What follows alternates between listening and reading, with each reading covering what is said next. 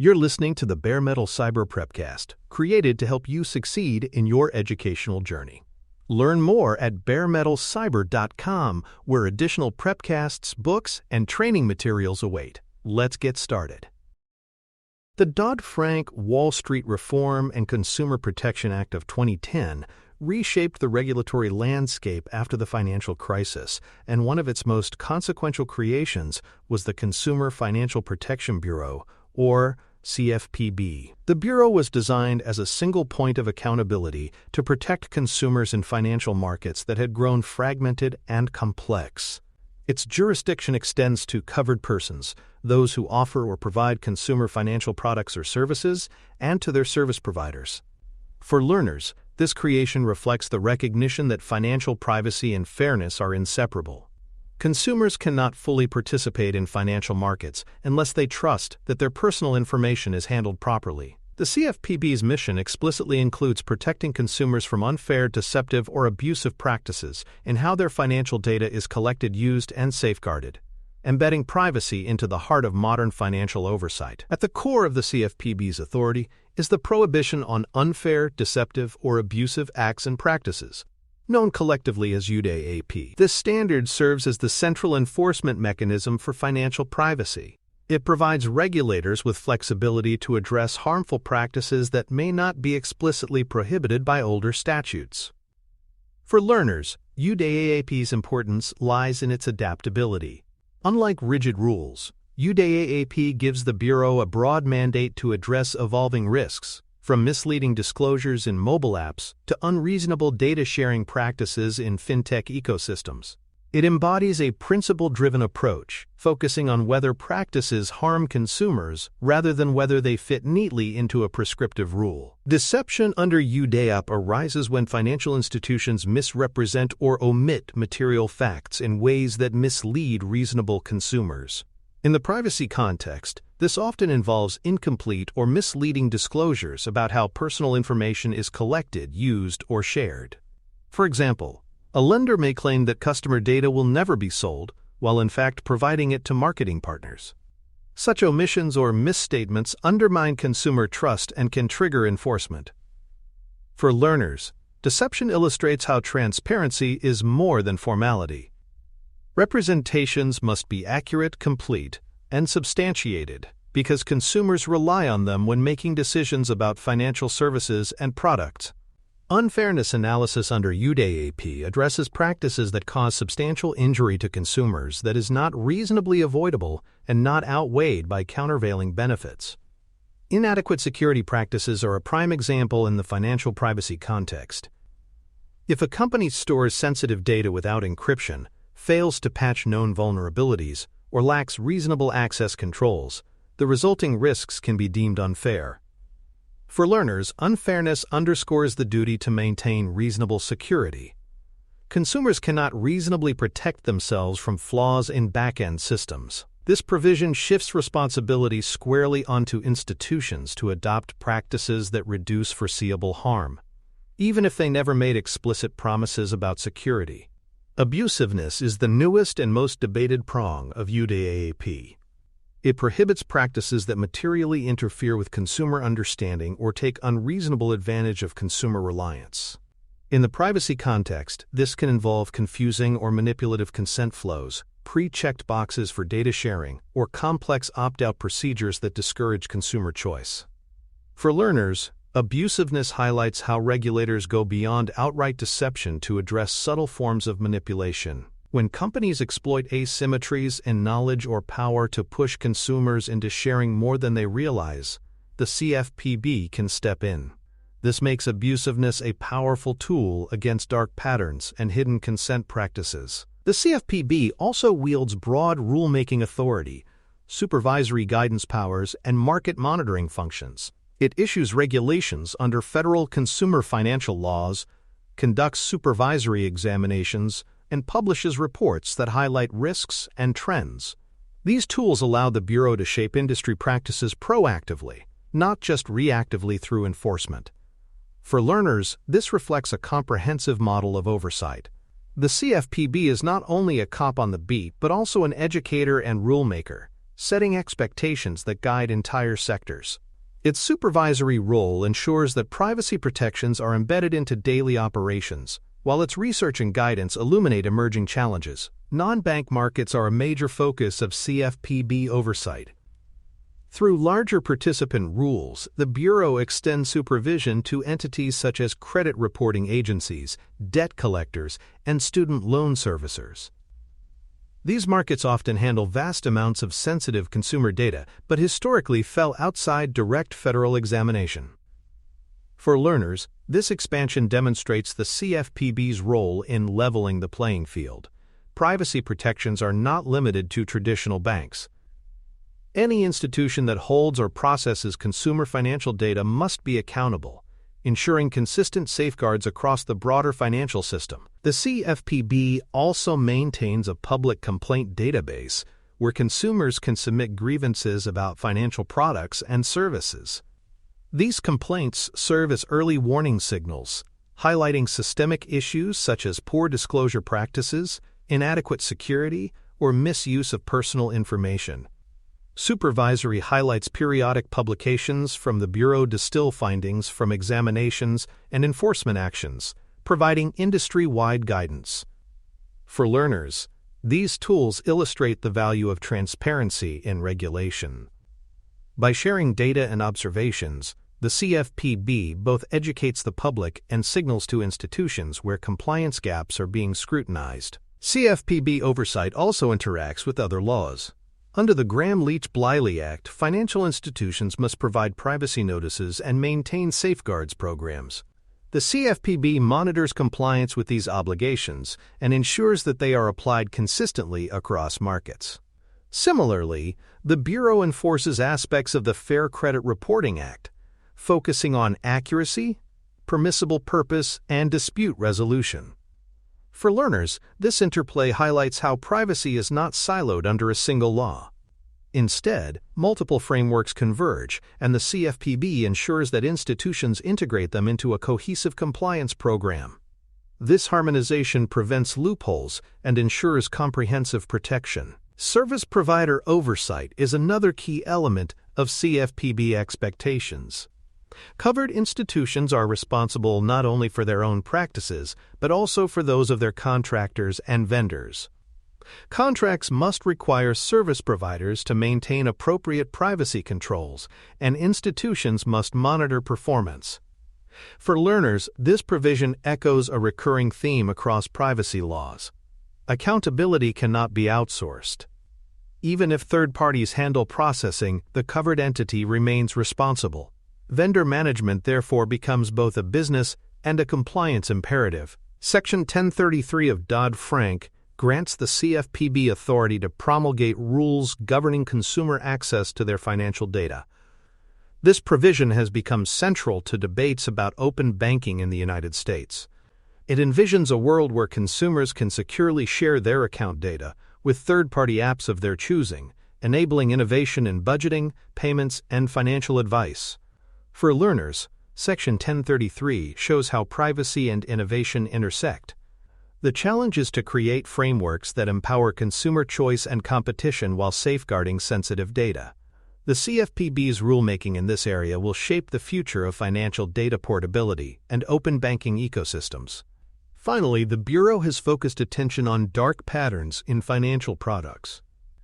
These manipulative design tactics can pressure consumers into sharing more data, buying add-on products, or accepting unfavorable terms without realizing it. For learners, this area shows the CFPB's alignment with broader regulatory trends scrutinizing digital choice architecture. Mobile apps, fintech services, and online platforms often rely on persuasive design to influence behavior. Under UDAAP, such tactics are increasingly viewed as unfair, deceptive, or abusive, making them a focal point of consumer financial privacy oversight. For more cyber-related content and books, please check out cyberauthor.me. Also, there are other prepcasts on cybersecurity and more at baremetalcyber.com. Clarity and prominence of disclosures are foundational to CFPB expectations. Institutions must ensure that information about data collection, sharing, sale, and retention is presented in a way that consumers can readily understand. This means avoiding dense legal jargon and instead using plain language and accessible formatting. Hidden disclosures buried in lengthy agreements are considered inadequate. For learners, this highlights the principle that transparency is meaningful only when it is functional. Consumers must be able to comprehend the implications of data practices so they can make informed decisions, reinforcing trust and accountability in financial services. Notice and opt-out mechanisms must align with legal requirements and accurately reflect actual practices. The CFPB scrutinizes whether opt-out choices are genuinely honored and whether institutions make misleading or unsubstantiated claims about data protection.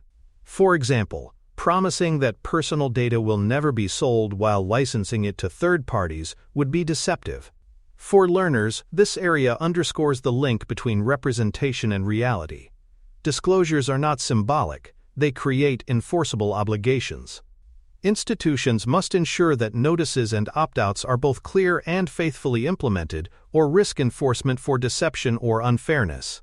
Identity proofing, authentication, and access governance are essential for securing consumer accounts. The CFPB expects institutions to adopt multi-layered security controls, such as multi-factor authentication and continuous monitoring, to reduce risks of account takeover. Weak or outdated verification methods can be deemed unfair if they expose consumers to foreseeable harm. For learners, this shows how privacy oversight and cybersecurity converge.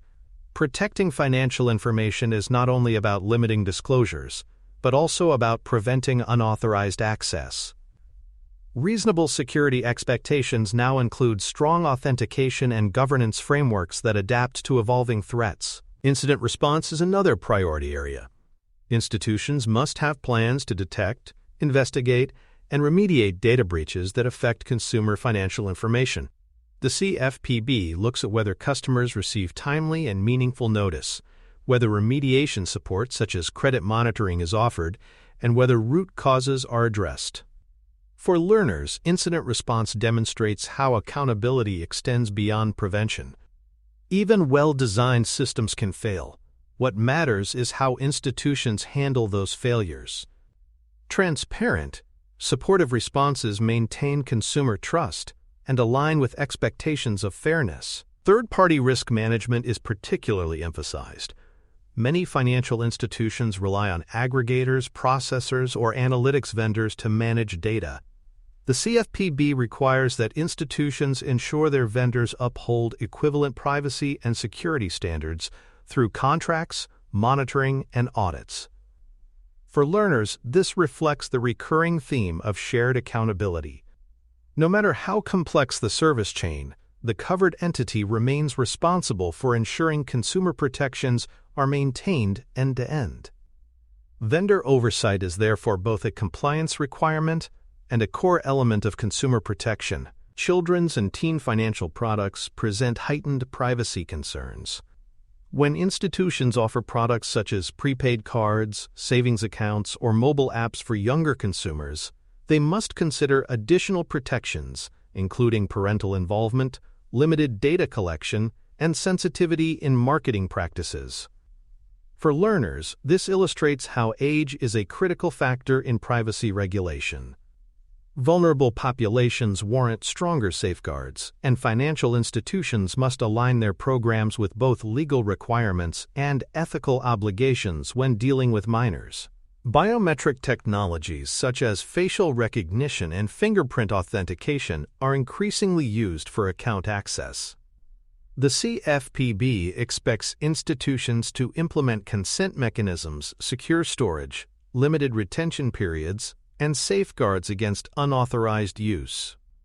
For learners, biometrics highlight the dual role of innovation and risk.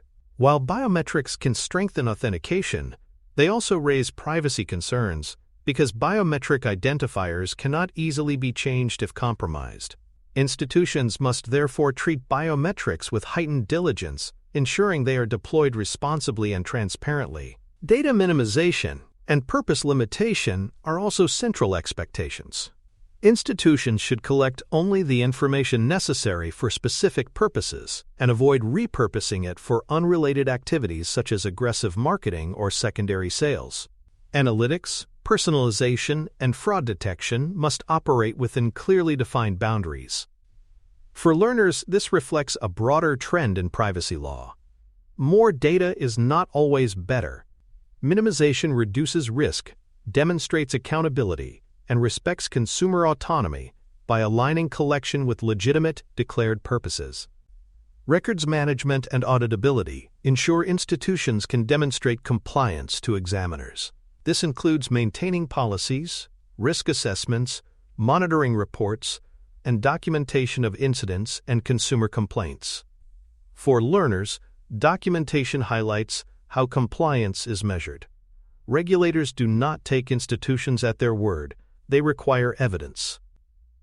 Strong records create defensible proof of compliance and allow organizations to monitor their own progress and gaps systematically. The CFPB's enforcement tools include consent orders, civil money penalties, and restitution for harmed consumers. Consent orders often require institutions to change practices, implement monitoring, and submit periodic reports. Civil penalties deter misconduct, while restitution provides redress for affected consumers. For learners, these tools highlight the seriousness of CFPB oversight. Enforcement is not symbolic. It reshapes institutional behavior and provides tangible remedies for harm. Coordination with other regulators amplifies CFPB effectiveness. The Bureau works with the Department of Justice, Federal Trade Commission, and state attorneys general to address overlapping concerns, particularly in cases of widespread misconduct or significant privacy breaches. For learners, this demonstrates how enforcement is collaborative. Privacy and security are complex domains that cross jurisdictions, and multi-agency coordination ensures comprehensive accountability and consistent standards across the financial ecosystem. The growth of remittances, payments, and digital wallets has introduced new privacy themes. These services often collect sensitive financial and location data, creating risks of misuse or overcollection. The CFPB focuses on ensuring consumers understand how their data will be used, that consent is meaningful, and that security measures are in place. For learners, this area illustrates how oversight adapts to emerging technologies. Innovation in financial services is welcomed, but only when it respects the enduring principles of transparency, fairness, and security. Cross-border data flows are increasingly important as financial institutions operate globally. The CFPB expects firms to implement guardrails when transferring consumer financial data internationally, including contractual assurances, monitoring, and alignment with U.S. privacy expectations. For learners, this highlights the global dimension of privacy. Consumer protections cannot stop at national borders. Firms must ensure data remains secure and governed even when processed abroad. Finally, translating UDAP expectations into operational controls is the ultimate challenge for institutions. Programs must integrate privacy protections into daily workflows, from onboarding to incident response.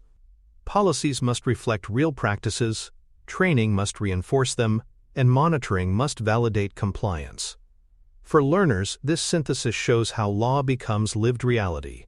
UDAAP is not just a regulatory phrase. It is a principle that requires institutions to embed fairness, transparency, and accountability into every stage of financial data handling. In conclusion, the CFPB's oversight under Dodd-Frank brings consumer financial privacy into sharper focus. By enforcing truthful disclosures, requiring reasonable security, and holding vendors accountable, the Bureau ensures that consumers can engage confidently with financial markets. For learners, the enduring lesson is that financial privacy is not only about data management, but also about consumer trust. Effective programs align with UDAAP expectations, creating systems that are transparent, fair, and resilient in an evolving digital economy. Thanks for tuning in to the Bare Metal Cyber Prepcast, your trusted source for cybersecurity news and insights.